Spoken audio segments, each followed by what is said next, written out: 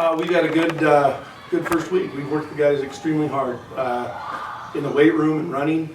We've been fortunate enough to get outside for the most part, and it's typical early season conditions, but we're outside, so that's good. Well, we like the publicity. We're not going to lie about that. We also know there's responsibility in that. In the big picture, it doesn't really mean anything.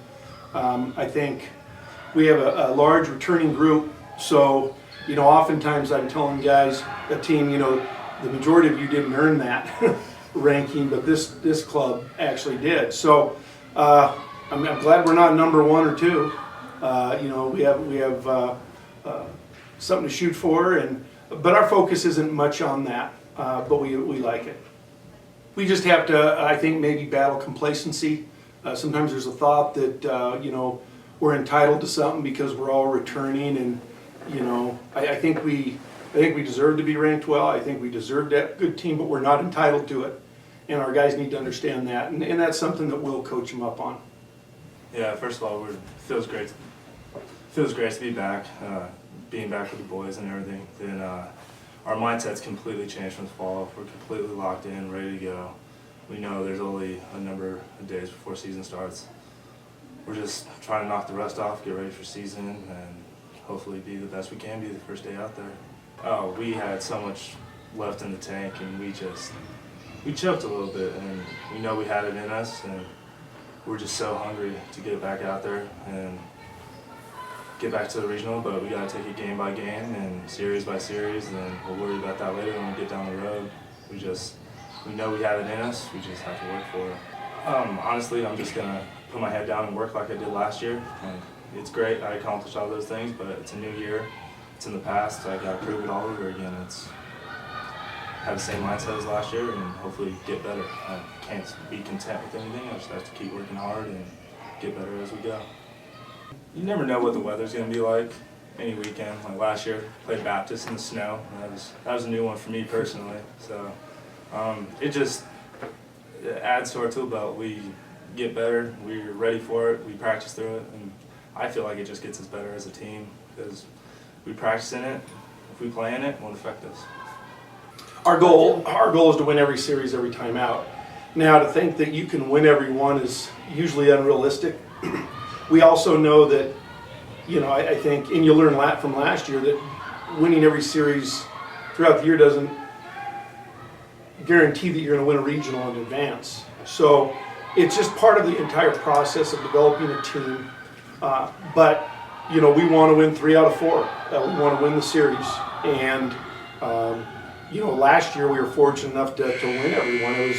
We didn't say let's win every one, but we, as in an individual sense, we do try to win it and talk about that each week. I don't think it will. I think I think a lot of that boils down to the personality of the personnel that we have. We have great kids. We have guys that are good students, they're good people, they're hard workers, they're of high character. We're really proud of that fact, and I think one of the biggest things from a coaching standpoint is to try to keep some of these guys that had success last year from becoming complacent, and also try to keep them from playing with too much pressure. So we're going to just try to worry about simple things: the next pitch, the next inning, the next game, the next at-bat. And not worry so much about the big picture, but worry about growing day to day in terms of our development. Yeah, I think there's a place for both. We intentionally wanted to create a little more of a high school heavy recruiting base where we're over 50% homegrown players from the outset. I think you get better camaraderie that way, a camaraderie that lasts.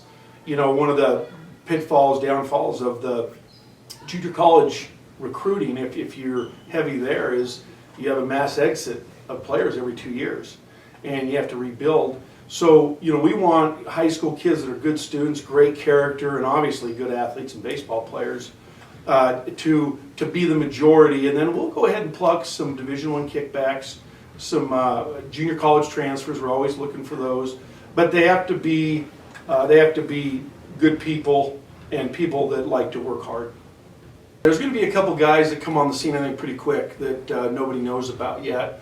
And I think there's going to be a couple of guys that were in the program but in a support role last year that have an opportunity to be key players. So, you know, we'll let that develop. But I think, you know, people will be pleasantly surprised with the athleticism of some new players in different things. They'll be fun to watch. They'll play hard, I promise you that. What we're going to do with Serrano, well, we're going to put him back behind the plate. That's the first. You know, we recruited, you know, last year was an anomaly. We never set out with an idea to play him in the infield. That was a decision that didn't hit till January of last year. You know, and he had a great year, but we're deep in the infield. And, you know, I think Kyle should be one of our best bats. And so right now we would think that he would be a catcher designated hitter. But we wouldn't rule out playing some third as things develop. But I think that would be a move that we would do, you know, a third or halfway into the year if the need arose. Well, I think it's outstanding anytime a university adds a sport of baseball, because there was a point in time, especially in the 90s, where people were dropping baseball. They were dropping wrestling, some of those sports, and now people are bringing them back. I think it's outstanding, and it gets us to 9 teams. It'd be great if we got one more and got to 10. That's ideal for scheduling purposes. And I think that'll happen probably in the next 2 years. But we'll see. I think it's great. And I think that with their leadership from Steve Kirkham as athletic director, who we know very well, and the gentleman they hired, you know, I think they'll be somebody to reckon with relatively soon. I'm going to do whatever this man tells me to do, honestly. Wherever he puts me, I'm going to practice hard, I'll play hard, no matter where he puts me. Honestly, it's just a chance to play. Wherever I play, it's a blessing. And I thank God every day for it. That would be the plan early on. But I think Bligh could play in the outfield, he could DH, he could play first, he could pitch for us. If we got in a pinch, he could play third. He could play. He'd tell you he could play short. He probably could. I think he did that a little in high school. But you know, we signed a good young man, Nick Borowski from Cochise Junior College. He played here at the World Series. Just a fantastic defensive first baseman, and once again another kid with just a off the charts attitude. So, you know, we'll see what happens, and we'll see, you know, how things develop. But we certainly think that Bligh will be in our lineup. Oh, the chemistry. Every team needs chemistry to get along, to play better, to get better. But there's also a point where you have to be competitive with each other, especially on the field. Off the field, we can be the best of friends, but on the field, we're all battling for a spot, and everyone knows that. But off the field, we try to be the best of friends no matter what. We try to do everything together, no matter if it's basketball games, going out to dinner, or just coming over to hang out at the house. But we need good chemistry to play well together, and I feel like every team needs that.